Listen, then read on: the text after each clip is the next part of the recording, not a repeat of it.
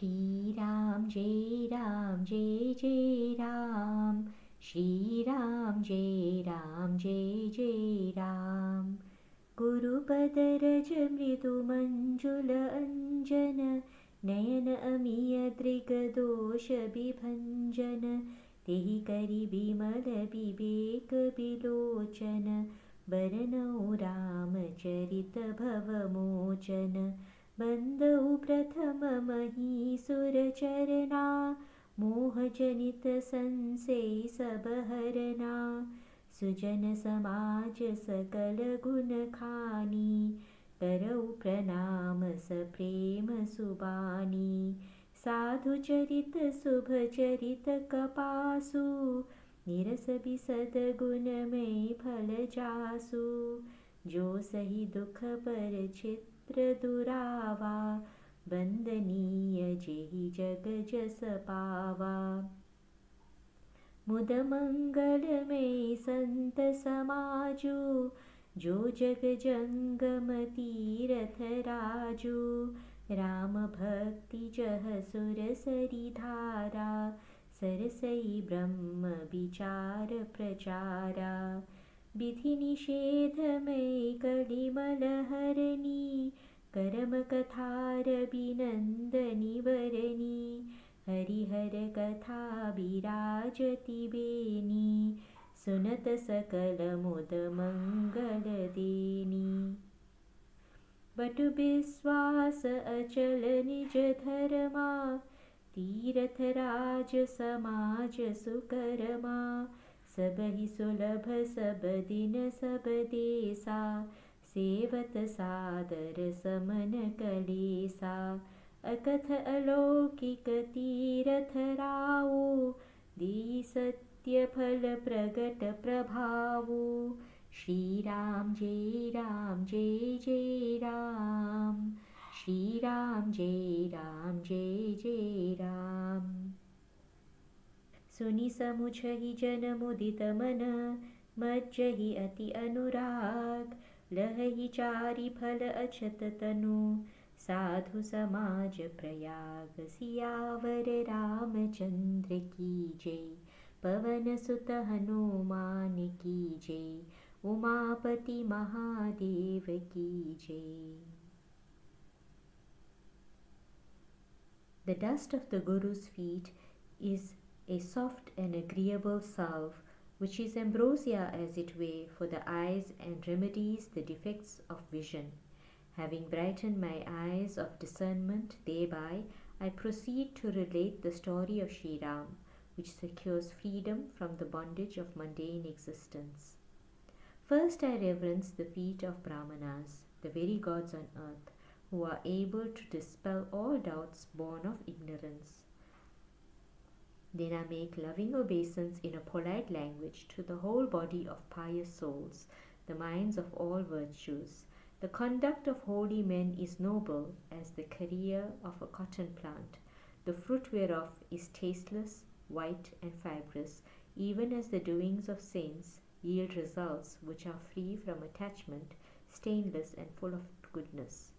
Even by suffering hardships in the form of ginning, spinning and weaving, the cotton plant covers others' faults and has thereby earned in the world a renown which is worthy of adoration.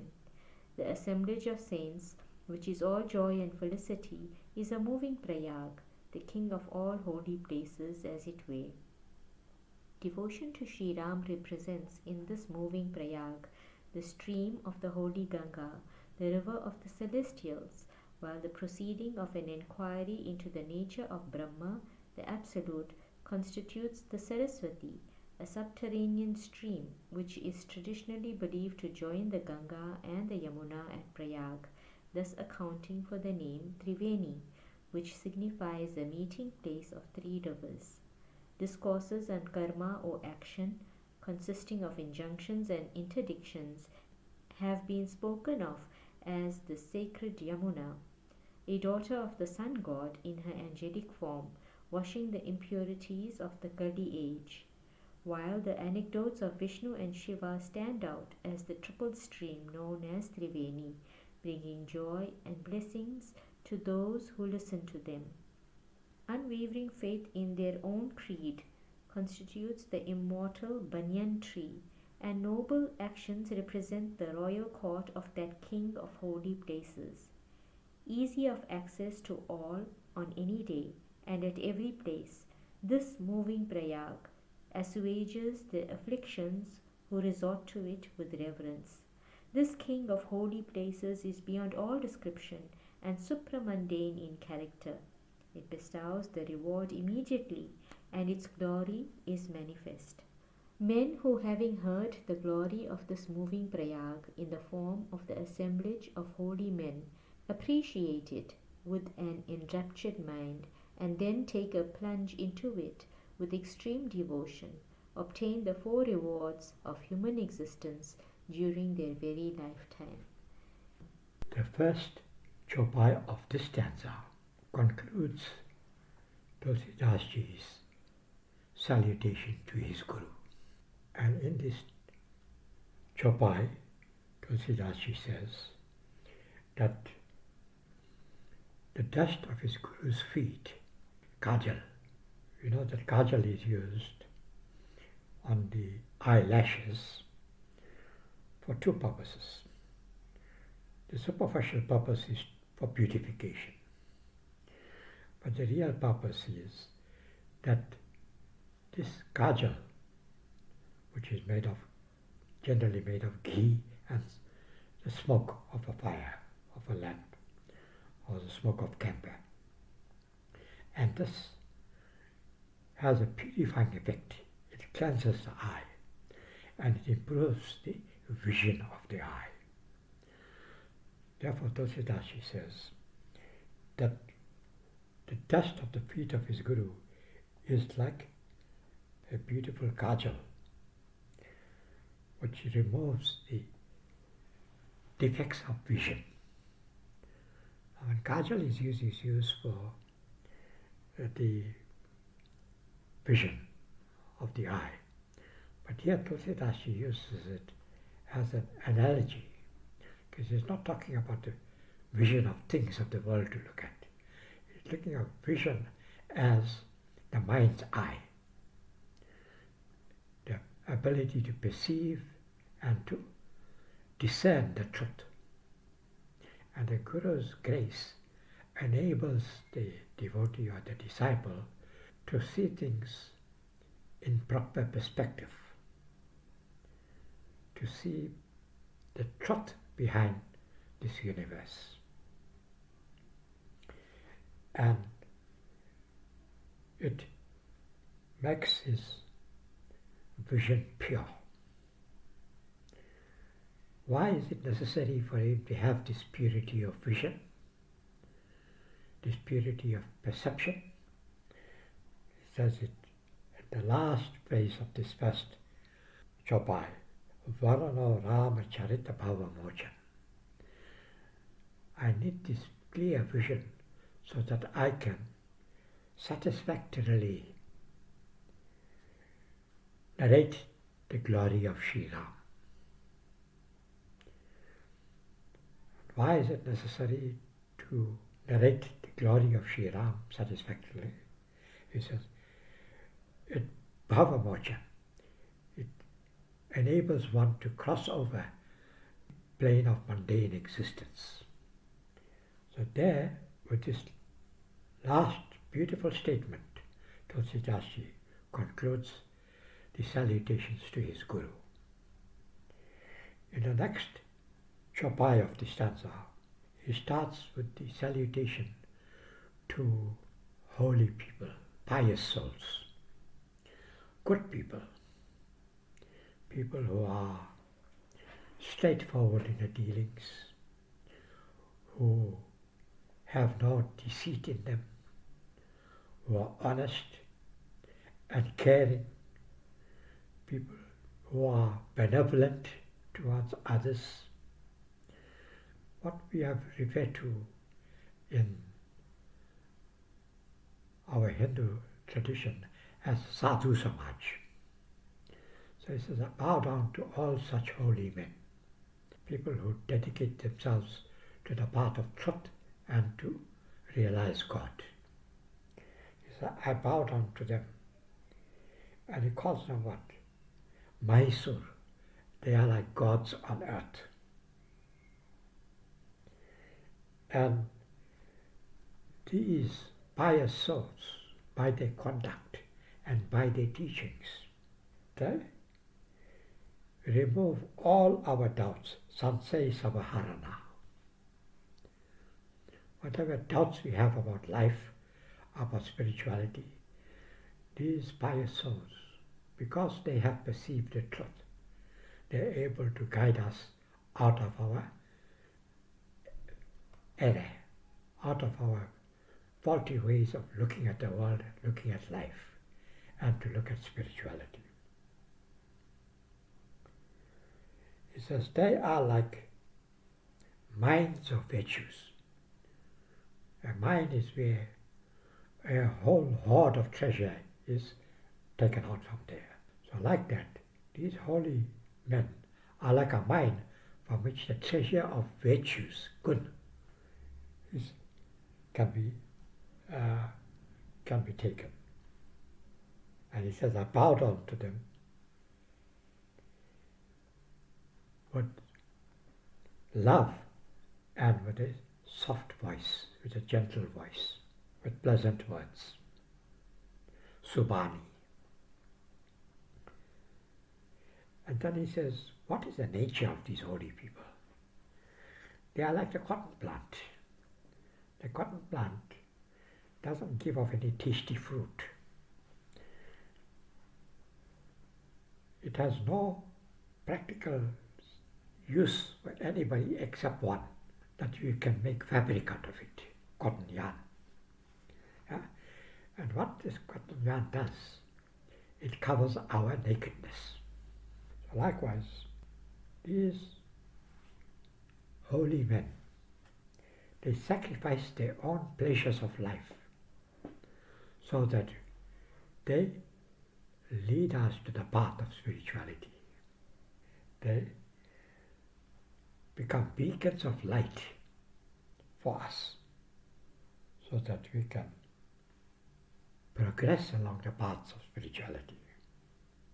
Then he says that the assembly of holy men are like the Prayag, the Kumbh Mela at Prayag, where the three rivers meet, the Triveni Sangam is situated. Not the Kumbh Mela, but the Prayag Kshetra itself, this region where the Kumbh Mela takes place, that holy land where the three rivers converge. The holy man is like the Prayag. The only difference is the Prayag is situated in one place, and wherever you are in the world, you'll have to travel to that one place to benefit from the your bath there or your stay there. But the holy man is like the moving Prayag. You don't have to go to him to go to the Prayag. The holy man comes to you. He's available to you. The holy people are present all over the world. Good people, benevolent people, people who care for others, people who have realized the truth, people who have seen life as it really is, and they will be able to guide and to lead us to enlightenment. So he says, they are like the moving Prayag. They are available to us at any time and at any place.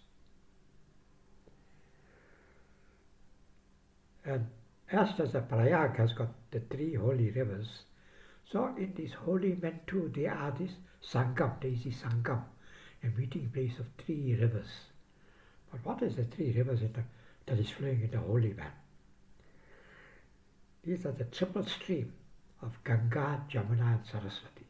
In Prayag, the physical Prayag, there is a river called Ganga. But in this holy man, there is a stream of devotion, that is the Ganga. There is a stream of devotion in the holy man, that is the Ganga. Then, not only is there a stream of devotion, there is also a stream of knowledge, and that is the Saraswati. And then not only this too, there is also the stream of Nishkam Karma, selfless action. That is the Yamuna River. So the holy man has within him the triple stream of devotion, of knowledge, and of selfless action. And just as we become blessed when we go on bath in the Sangam at Prayag, so when we meet the holy man, we also take a holy bath in his company, by his satsang, by his fellowship. And we get purified and we become blessed. It is like taking a dip in the Kumbh Mela, having the satsang and the company of a holy man. At the Prayag and the Kumbh Mela, all the different monks of different orders, we call them the akharas. There are 13 akharas, 13 different orders of monks in the Sanatana Dharma. And all these different orders of monks get together once in every 12 years. Otherwise you don't see them. They're in the mountain caves, they're in the jungles, they're meditating and doing tapasya. But once in 12 years they come down to the Kumbh Mela. Why do they come down? First of all, they come to take a bath, a holy dip in the Ganga, Jamuna and Saraswati at the Sangam. And then for 1 month they camp on the banks of the river and they have discussions. And it is these discussions that become the guidelines for all Hindus to follow for the next 12 years. They provide new guidelines to take us forward into spirituality. And after 12 years, they will meet again and they will have further discussion, take further resolutions, give further guidance to mankind. That is why these Naga Babas and the sadhus and so on that come at the Kumbh, it is not you go to the Kumbh only to just take a dip in the river. The real, sincere aspirants, seekers, and sadhakas, they spend a whole month, they call it the Kalpavas. That 1 month stay in the Kumbh Mela is like a whole cycle of creation experience is put into that. It's called a Kalpavas. Not many people do that. Out of the 660 million people who went there, 660 million people who went to the Kumbh Mela in January 2025, February 2025. Out of that, maybe just a few thousands, or maybe just 1 or 2 millions, were Kalpavasis. The majority of them just went to take the dip of the river and they went back. Maybe had a little bit of entertainment, saw some holy men, had some holy talks, and went back home. And the government was urging them to do that too. Go back home. Because if too many people congregate, and if you do not move out, you don't make place for others, then there will be a serious problem. Because how can 660 million people gather at the same time in the same place? It's impossible. But if 10 million come today, another 10 million tomorrow, and 10 million the next day, then that way you can be accommodated. So those who are not serious Kalpavasis, they are encouraged to just go there for the day and then make room for others. But the Kalpavasis, the government did not encourage them to leave. They knew that these were serious aspirants. They were serious seekers of truth, and they did not want to interfere with them. Then he says, just as the Prayag is the king of all holy places, Tirat Raj, likewise the holy man is like a king among men. At the Prayagraj, there is such thing as the Akshay Vat, the eternal banyan tree. Those who go to Kumbh Mela, Prayagraj, to visit this, they see this place, the Akshay Vat. What is the Akshay Vat of the holy man? The holy man also got the Akshay Vat in him. What is the Akshay Vat in him? Vishwas. His faith is his holy banyan tree. Bhatta Vishwas Achala Nija Dharma. And this holy man, it is indescribable. That you go to Kumbh Mela, you see the place, the geography of the place, and maybe a little, you might learn a little bit of the history of the place. You can write about it, you can speak about it. But the holy man, you can never exhaust the virtues of the holy man. It is limitless. Yeah. That's why Tulsidashi says in the last chopai, Akata alokikati rataraju. This is indescribable and unworldly, otherworldly. It is not only belongs to this world, it belongs to this world and to the other worlds, to Satyalok and Brahmalok and all the other lokas. And when you go to Prayag to take a bath in the Kumbh, that when you die you will be liberated. But when you meet a holy man, and if you are able to make the right connection with him, you get immediate liberation. You don't have to wait to die to become liberation. That's what it says. Satya Pala Prakata Prabhavu. You get immediate results. You don't get results in the next life. You get it right now, immediately. So he places the holy man even above the holy place. In fact, the place becomes holy because of the holy men who go there. This is what Tulsidashi is trying to us in these verses, in this one stanza that we read today. Because he might continue with this description of the holy man in the following stanzas, but we'll deal with that when we come to it. Jai Shri Ram. Jai Shri Ram.